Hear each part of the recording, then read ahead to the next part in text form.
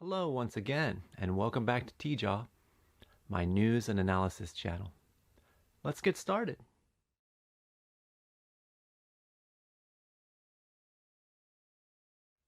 Following on the heels of last week's first U.S. presidential debate between President Trump and former Vice President Joe Biden, America witnessed the second in a planned 4 debates, this time between the vice presidential candidates. Current Vice President Mike Pence took on the junior U.S. Senator from California and Wakanda advocate Kamala Harris in a 90-minute debate based in Utah. Though there were few fireworks than during the Trump-Biden debate, the reigning Veep and the wannabe VP traded barbs over the following range of issues: coronavirus, the economy, climate change, foreign policy with emphasis on China, the vacant Supreme Court seat, and finally yet more mush about so-called, quote, social justice. Pence proved to be the hands-down winner on every front, while Mrs. Harris smirked, frowned, and sneered and stumbled her way through an impressive litany of falsehoods, impossible promises, and dire warnings about the future. What follows is a brief commentary on 2020's first and only vice presidential debate.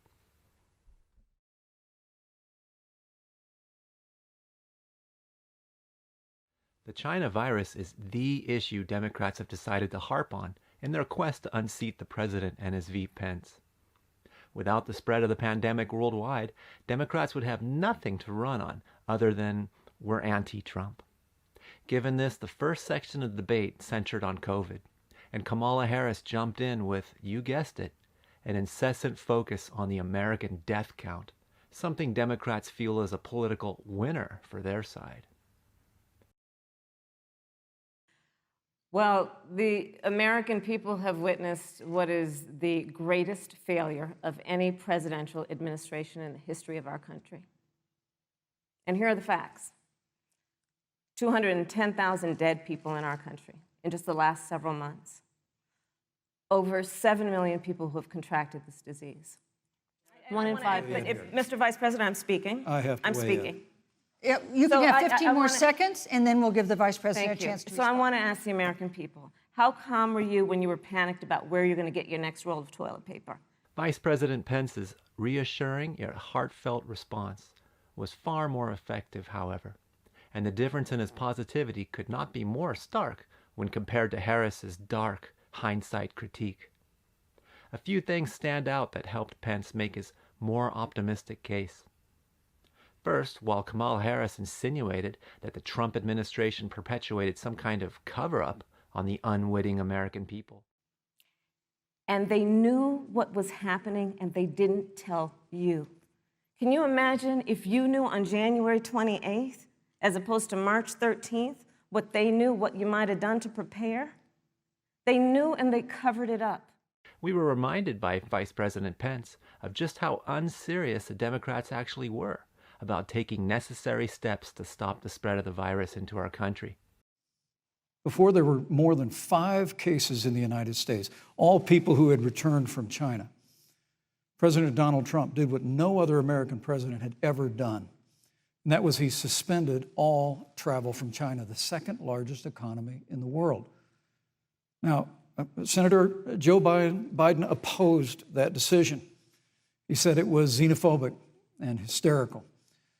But I can tell you, having led the White House Coronavirus Task Force, that decision alone by President Trump bought us invaluable time to stand up the greatest national mobilization since World War II. And I believe it saved hundreds of thousands of American lives. Because with that time, we were able to reinvent testing. More than 115 million tests have been done to date. We were able to see to the delivery of billions of supplies so our doctors and nurses had the resource and support they needed. And we began, really before the month of February was out, to develop a vaccine and to develop medicines and therapeutics that have been saving lives all along the way. And under President Trump's leadership, Operation Warp Speed, we believe we'll have literally tens of millions of doses of a vaccine before the end of this year. As for unfounded claims that the Trump team somehow hid the real situation from the public, here's Dr. Fauci, whom Pence mentioned in his response, presenting a rather relaxed view of the situation in February 2020. I'm here today with Dr. Anthony Fauci, who's the director of the National Institute for Allergy and Infectious Diseases.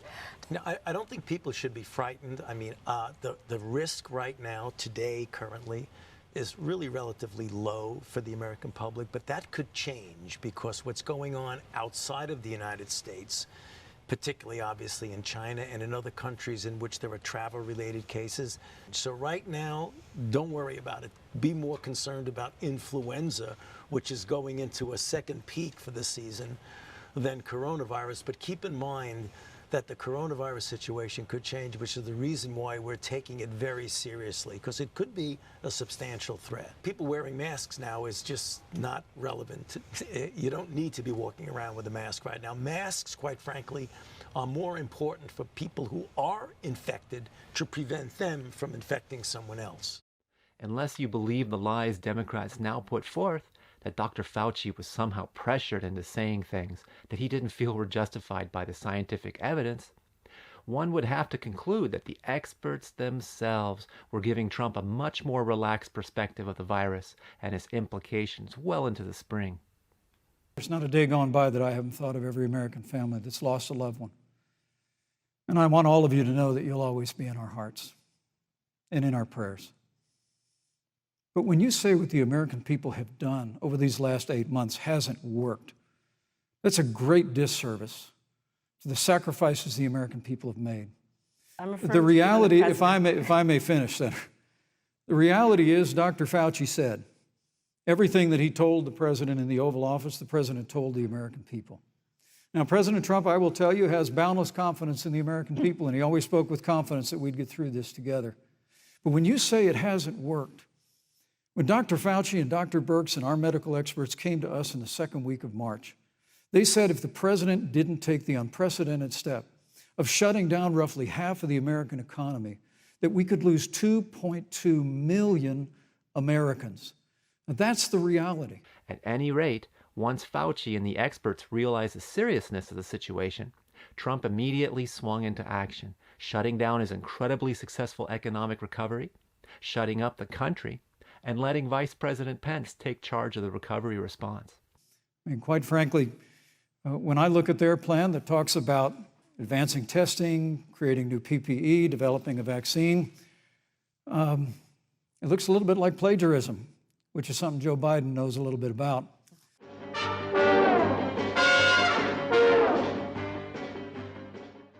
The Vice President has done an amazing job with massively expanding testing and providing medical facilities and responders with all that they need, and then some. The data in these charts demonstrate that the number of daily coronavirus tests being done per 100,000 population has massively risen, and America's testing is now greater each day than the tests done in Spain, France, the United Kingdom, Italy, Canada, and Mexico combined. Therefore, judging by the evidence, it looks like we're through the second wave and are well into bending the infection curve far beyond anything we've been able to do before. President Trump and his Vice President Pence deserve real credit for these accomplishments, while it should be equally obvious that the only way sideline-sitting Democrats like Joe Biden and Kamala Harris can get into the White House is to keep Americans looking back at the past and fearful about their future.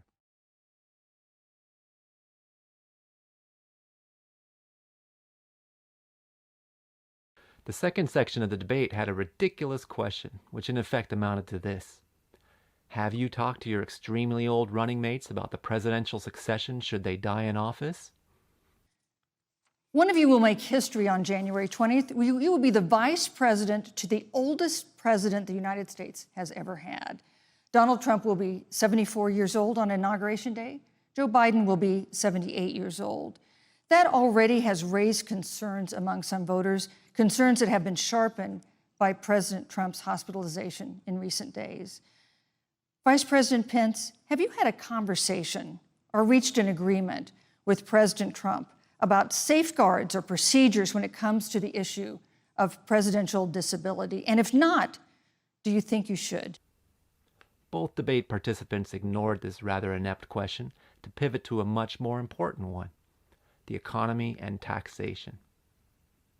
But before this could take place, Vice President Pence felt the need to remind Americans about the failings of the Obama-Biden administration during a previous pandemic, just to set the record straight. So the fact that you continue to undermine public confidence in a vaccine, if the vaccine emerges during the Trump administration, I think is unconscionable. And Senator, I just ask you, stop playing politics with people's lives. The reality is that we will have a vaccine, we believe, before the end of this year.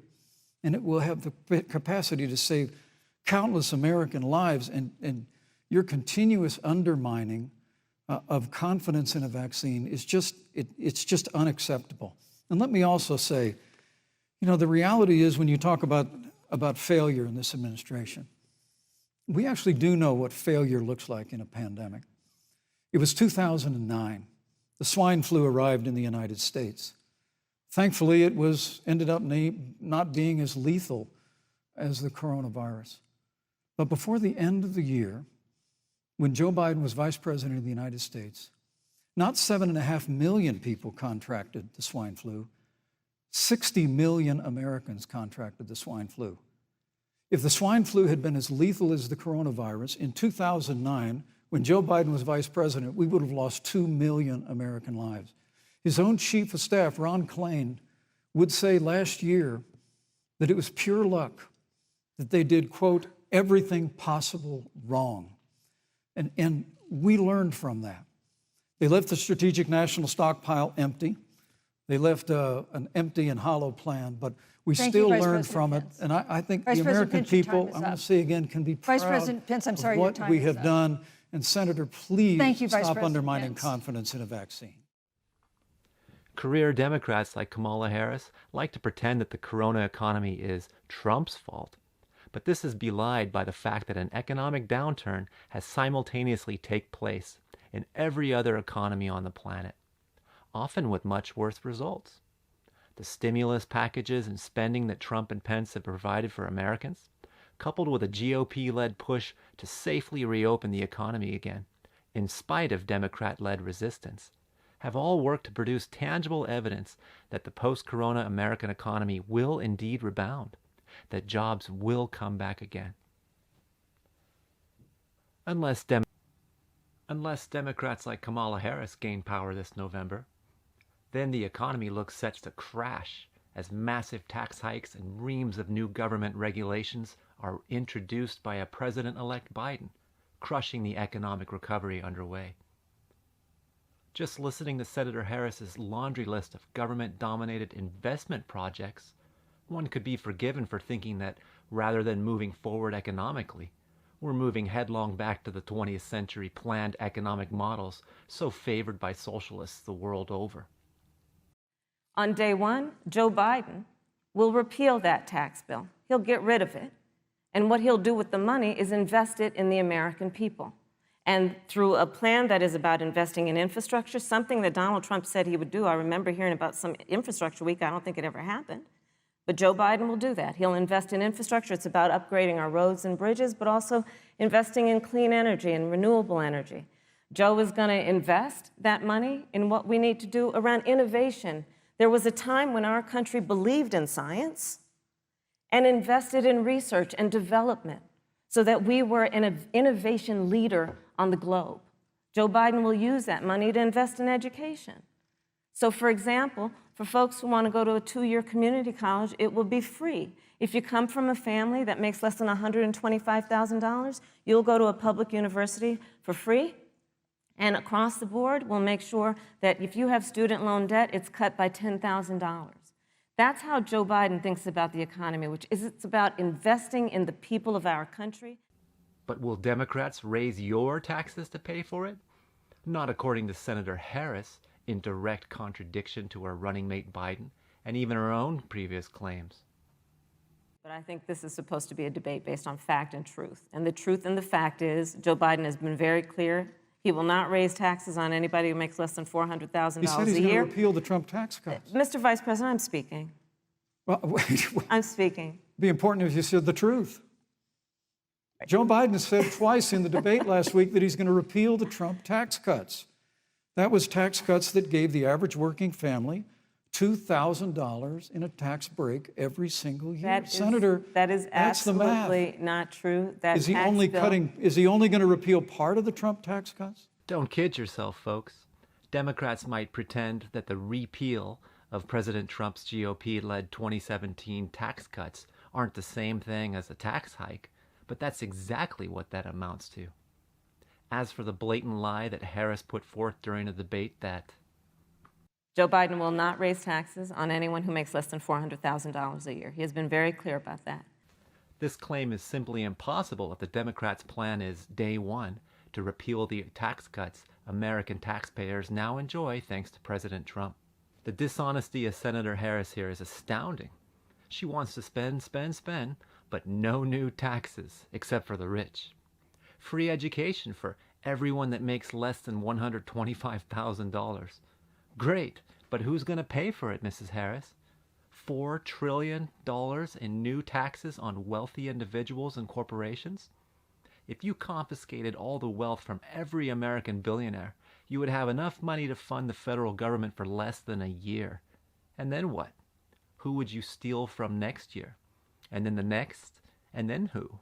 Oh, and what do you think the millions of graduates who have already borrowed away their future on useless leftist college degrees are going to say about the justice of giving free education now? Don't they too deserve relief? You think that a social justice warrior who borrowed $100,000 for some social science degree is going to be happy with just $10,000 while everyone else gets a free ride for everything? Sure, says the senator. Why not? Just promise the moon and then do what Joe Biden's done for the past 47 years in D.C.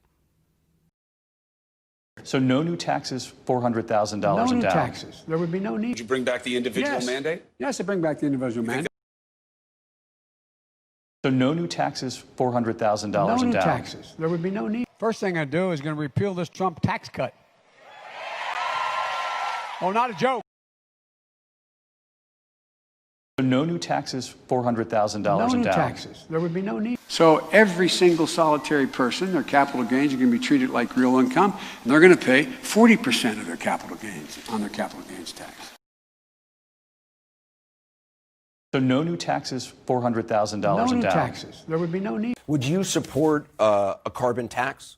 Some other candidates say they would. Yeah, no,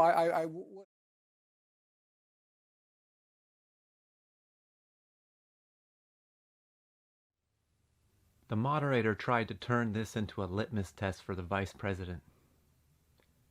Do you believe, as the scientific community has concluded, that man-made climate change has made wildfires bigger, hotter, and more deadly, and have made hurricanes wetter, slower, and more damaging? Pence refused wisely to fall into this loaded leftist trap, focusing instead on following the science. Pence did, however, make a strong statement in favor of America's efforts to improve its air and drinking water, and also to conserve its overall environment. Well, first, I'm very proud of our record on the environment and on conservation. According to all of the best estimates, our air and land are cleaner than any time ever recorded. And our water is among the cleanest in the world. And just a little while ago, the President signed the Outdoors Act. It's the largest investment in our public lands and public parks in 100 years. So President Trump has made a commitment to conservation and to the environment. Now, with regard to climate change, the climate is changing. But the issue is, what's the cause and what do we do about it? President Trump has made it clear that we're going to continue to listen to the science.